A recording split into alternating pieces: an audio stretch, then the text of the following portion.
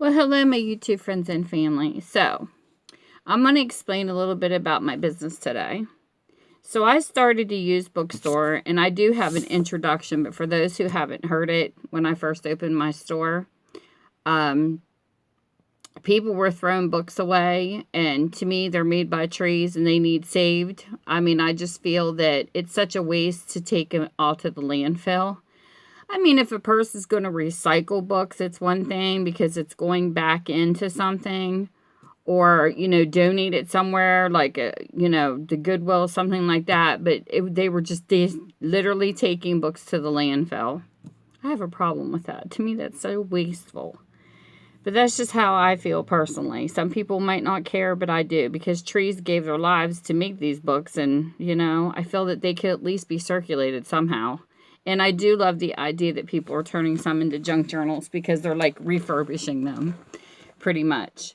So what I do is, when books come in, sometimes they're like brand new, and I'll show you here in a minute.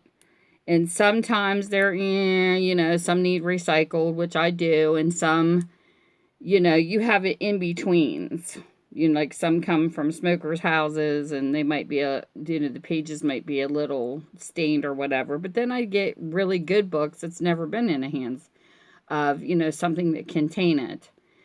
And so the way I look at it is, all year long, I have certain prices. After I clean them up, I go through them to make sure that all the pages are there, and I take everything out of them, and I do give back. I found lots of photos that I give back to the families because they forget that they have put them in or used them as bookmarks, or some was even making, crafts with them and just repressing them in bigger books. And I've returned them to the family, so I don't let anybody buy them until after I go through them and clean them up and everything. So, what I do is I have all my shelves loaded with books, and then I have books in a separate room that I actually do for Book of the Day. The Book of the Days are the new ones that have just come in. The ones on the shelves have, they sit in here. These have already been cleaned, already been set up on the shelves, ready to go for people who come in the store. I put the ones in the back first to do the videos on them, and then bring them out and put them on the shelves. Well, I didn't have my YouTube channel when I started putting on the shelves, so there's a lot of books you're going to see that you haven't seen. So around August, what I usually do, since, it's only been my first year on YouTube, so I haven't really done this. I wait because I'm only one person that works here. I wish I made enough money to pay somebody else part-time, but I don't. So everything that comes in goes into me, which comes into my grandkids and my family. Whatever money I make, of course, I have for us. And then I also give back into the community. I have a list of a bunch of things I donate to, and I put them all in a box or a bag or whatever. And then I pick one, and as you can see on my wall, the grocery bags are still there. And those are for a backpack program in the community. And I've actually been working on this for 2 years because I try to wait until it gets to 100. So it just goes to show how many people don't shop at a used bookstore when it has taken me 2 years and I still don't have $100 raised. So I try to get a fundraiser up to 100, and then I turn it into the place. In the first few years that I had the store open, I actually had the $100 within a year, and one went to a soup kitchen to feed the homeless. 100 went to, and that's just how I do it. I tell people if you want to donate $1, you can, and they do. And I also have free books out by the front door of my store that people can choose as many as they want, and all I ask is that they donate $1 or $2 into the cause that I'm raising money for. So this is pretty much how I raise my store, how I run my store. And then you see a lot of books piled behind me because these are the ones I have went through, but you got to price them and all that stuff. And I use sticky notes in the back because I can't stand to use stickers on the outside of books because it defaces them sometimes. So when I do my cleanup, there is a lot involved because sometimes I have to remove stickers off books, and believe me, I've broken a lot of nails doing that. So come August, I think last year I started in October, but August this year, because I'm only one person that works there, so it's a lot of work for one person. we do pickups too. Like my husband will go with me when he's off, but if he isn't, I have to go by myself. So that's a lot of boxes I have to load. Like if someone passes away, they call me, you know, like a friend emptying the house and etc. to come and unload books because we do pickups too. So like I was saying, around October, which I'm going to start it in August, I think, because it makes it easier for me. I go through and put all my books on my shelves and I bring them down to a certain price. So it's like an end of the year book sale. And because you can post like up to 20 pictures, I think, before they cut you off on Facebook, I can't remember, but I know 20 works good for me. So I pick 20 books, the same price, and I will show them on here now. And then I will also post the pictures of the books on my Facebook page, which is Minda's Bookstore and More. So instead of having a book of the day for right now, I'm going to start another series called Book on the Shelf. And the book on the shelf is going to be when I have clearance. So I'm going to get started and show you the first 20 books at the end of the year that drop down on sale. Now these books originally were this was like $26.95. I actually had this on my shelf for $5 because I mean, I understand the Dollar Tree has them for $1 and there's other places that have them for $0.25, but hey, this is just a family business.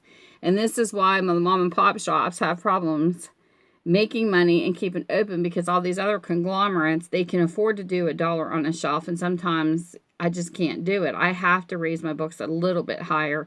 But my books are like brand new that I have for those prices. But I will put them on sale. So this one here has dropped from $5 to $2. And that is cheap for a hardback. A brand new looking hardback. Now, if it has writing or something in it, I probably would drop the prices. Like if it had stuff wrong with them, but perfectly in good condition books. I mean, to me, this is worth paying $2 for. So that's just how I feel. But if you guys have any suggestions on how you would run a used store book business, stick it down in the comments below. Give me some suggestions. Because I think it's interesting. You know, it's like I have this method in my head and I don't have nothing written down. So this is just how I do it. But input's always good. So this is the first book. And this is actually called Hardball by Sara Paretsky. I think that's how you pronounce her name. So this is the first one. Number 2 is Extreme Measures by Vince Flynn. And you will notice these are great hardback condition books. So these are, every single one of these are $2 a piece. So if anybody's interested in purchasing these, get a hold of me through Minda's Bookstore and More on Facebook. And this one is White Death by Clive Cussler. And there he is. These are all $2 a piece.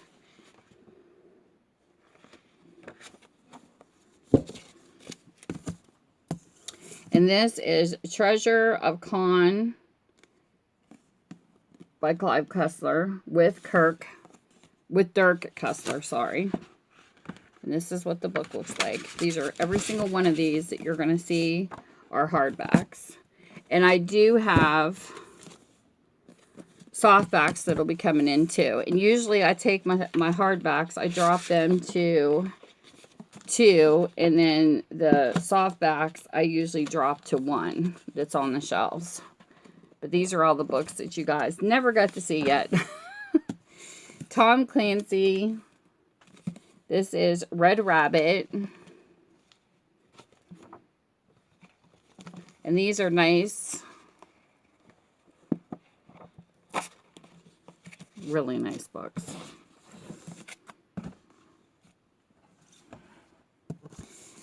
This is Wildfire by Nelson DeMille. And I also will be posting the pictures of these on my Facebook page to run through the bargain sites so that people can actually come in the store too and shop. This is The Bible of Clay by Julia Navarro. And all of these books are like a whodunits. This is pretty. These are off of my action and suspense shelf. This one here is Shadow Command by Del Brown. I just want to show you guys what the covers look like. And this one here is Catch Me by Lisa Gardner. Gardner. Not Gardner, Gardner.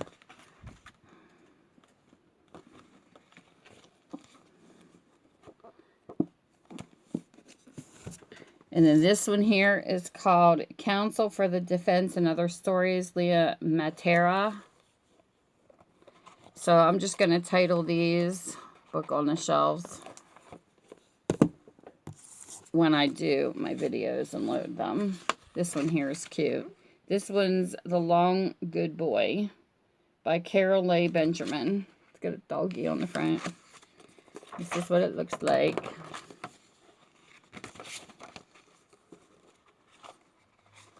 And you have this.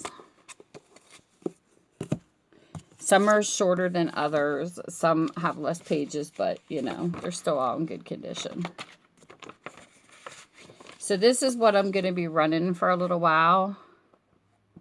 And then I will come back to the book of the day. This is a pure white book. This one's called Dark Curse by Christine Feehan. And even if you don't buy these, you can always look them up on your Kindles and Nooks. This is The First Commandment by Brad Thor. This cover is beautiful on this book. I love blue anyway, so. And it's actually a blue and black book.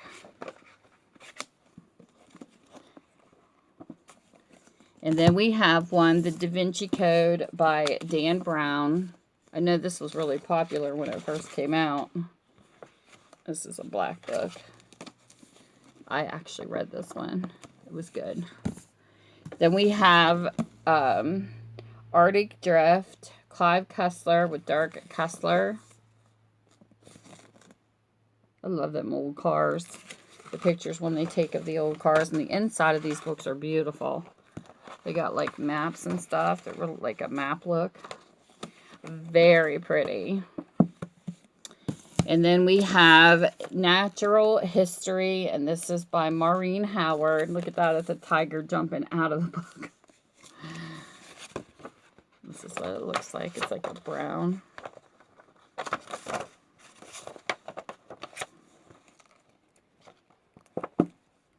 So that's what the book looks like. And then we have The Lost Symbol by Dan Brown. That's what this book looks like.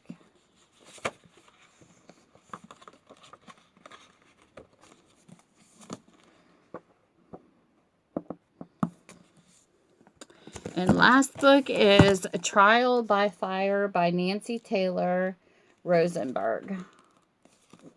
And this is what this looks like.